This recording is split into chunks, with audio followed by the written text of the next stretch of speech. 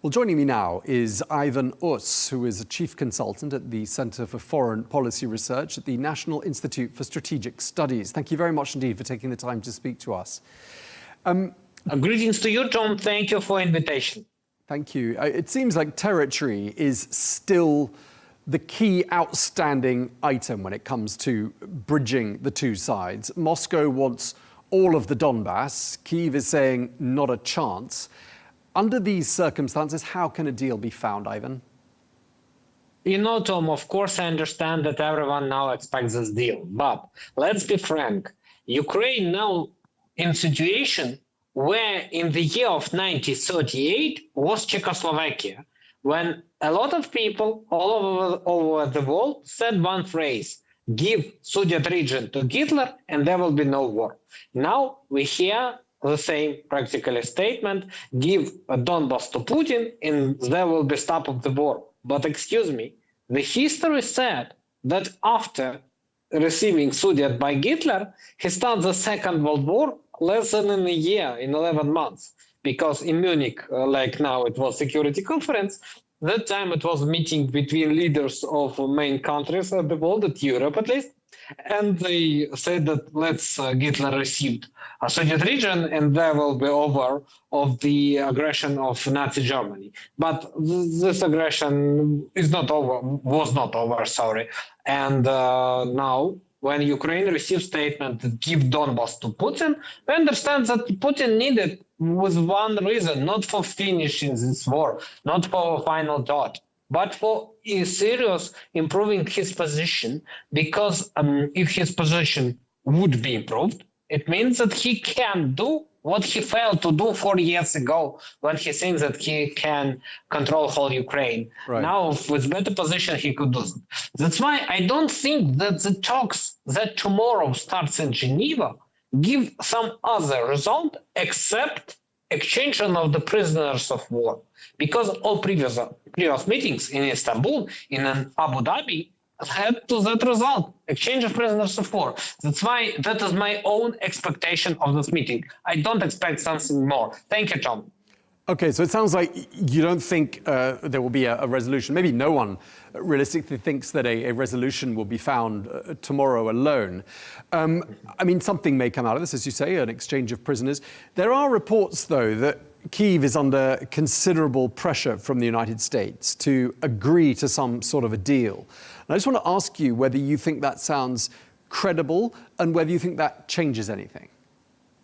You know, Tom, of course, Ukraine under big pressure. And all previous time it was under big pressure. Frankly speaking, starting from the 20th of January 2025, when Donald Trump becomes the 47th president of the United States of America. Because he said that, Ukraine should sacrifice by their territory, Ukraine should forget about all crimes committed by Russians, and so on and so forth. That's why Kaja Kallas, the head of European Union diplomacy, said a very generous phrase in Munich several days ago, that Russia want to achieve more by their diplomacy than they achieved for 4 years of full-scale war by their army.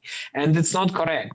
That's why I think that on the one hand, we have this pressure from Donald Trump and his administration. On the other hand, even inside the United States of America, there are a lot of voices who said to Donald Trump that it's not correct. And voices not from Democrat camp, but from Republican camp. Lindsey Graham, for example, Mitch McConnell. I can set several names of top Republicans in the United States of America establishment who always repeat to Trump that it's not correct what you are doing. Furthermore, even really right political newspapers in the United States of America supporting Trump, supporting MAGA, now saying that, you in game with Putin looks not serious, that we felt that we are a small doggy with big Putin.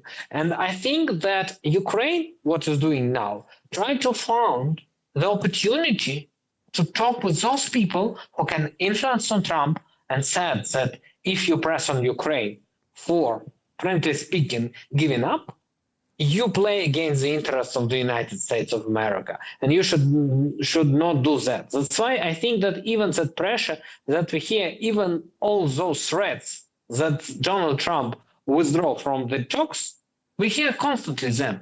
Do he withdraw? No, because in interest of the United States of America wins this game. Or if he withdraw, okay, the other leaders, the United Kingdom, the European Union, I don't know, probably Turkey will play a more important role because they said that it's our region. It's as for Europe, Ukraine is a Europe. As for the United Kingdom, we have 100 years partnership deal. As for Turkey, we're in the Black Sea region. So for all of those countries, they are ready. As for me, substitute US. Yes, it's hard, but nevertheless, it's the security of all of them. That's why United States of America understands that they should know, they should not be without this opportunity to influence on the process.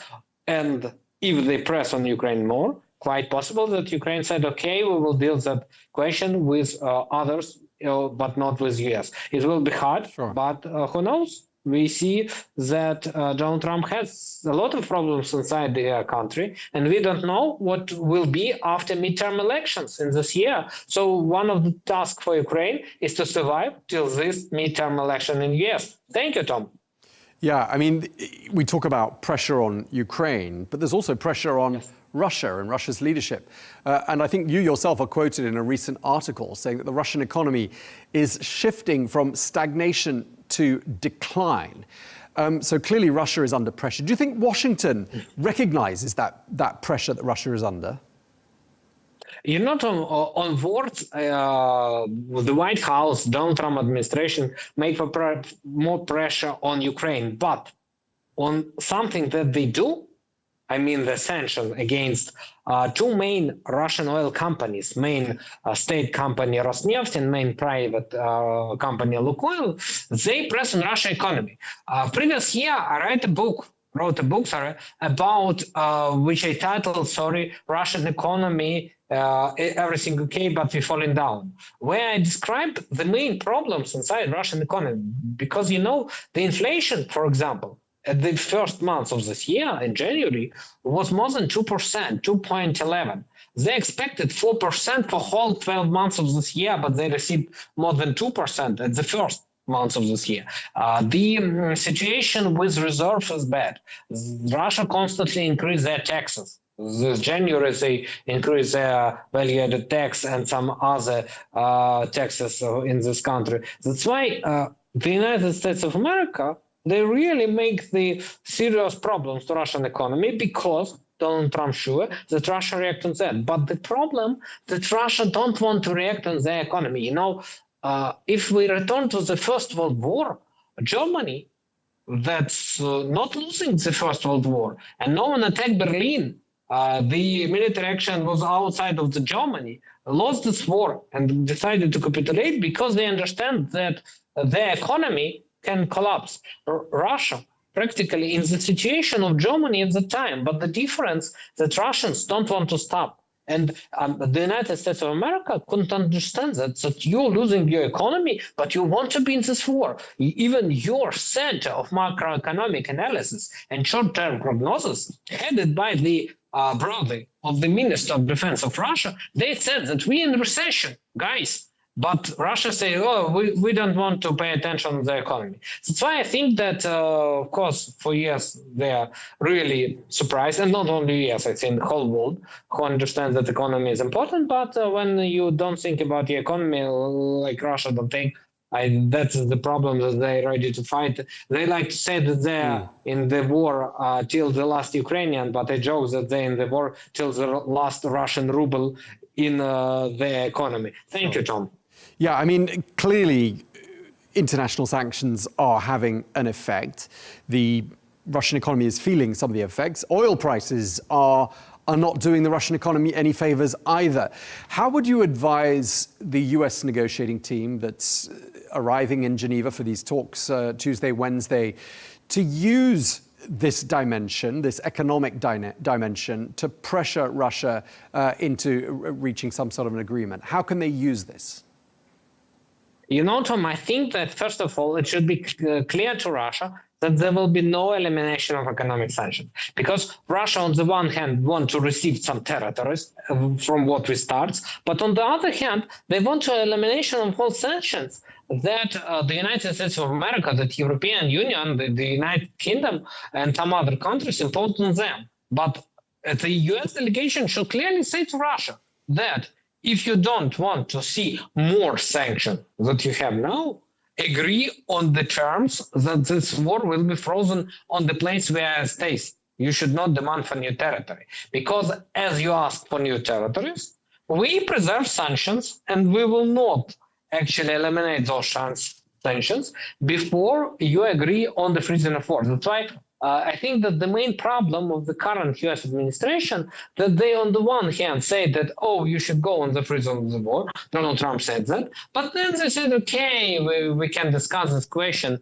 So I don't think that it's good position. The position of the United States of America should be as follows, that we propose you freeze the war and that's all. There are no arguments from both sides because Ukraine so don't want to freeze the war because it means that we're losing our territory annexed by Russia since 2014. But from Ukrainian side, it's concession that we agree on the Donald Trump actually proposition. But Donald Trump should and US on these talks in Geneva should repeat to Russia that without the agreement of the freezing the war on the places where we stay, there will be no better situation in the sanction policy. Furthermore, it could be worsened. And the United States of America, of course, could present their drafts of more and more severe sanctions. Plus, they can say that they will not ask other partners to eliminate sanctions. The European Union, the United Kingdom, they can preserve their sanctions, and only if Russia agree to freeze, US can ask them to do something, but it doesn't mean that they agree. Nevertheless, I think that should be position of US delegation, that if you want elimination of sanctions, agree on the freezing of war on the terrorists that you control as of now. Thank you, Tom. Okay, I mean, Washington has said there is a deadline in place now. The deadline is June to reach some sort of an agreement.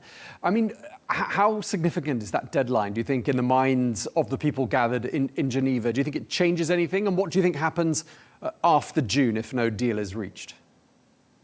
You know, Tom, how many deadlines we have? If we return to first days of Trump in office, he said that the war will over before I become the president. Then he said 24 hours, 48 hours, 3 months, and so on and so forth. That's why sometimes the United States of America say a phrase that we don't have any deadlines. Now another deadline appear. Before that actually was an interesting situation when US said that Ukraine should agree on all proposition till the 1st of January 2026. Now we in the 16th of February 2026, and everything goes as it was before the starting of this new year. So that's why I don't think that those time limits actually exist, because sometimes mass media says that, oh, US could do that.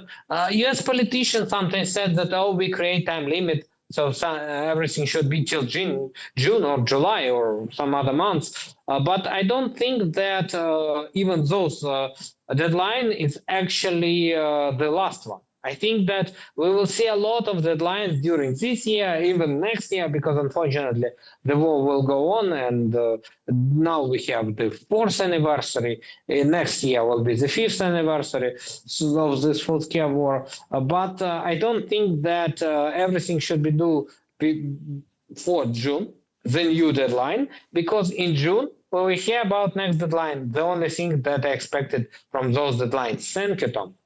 Okay, well, we thank you because we're out of time. But thank you very much, Ivan Us, for taking the time to speak to us here on Al Arabiya English.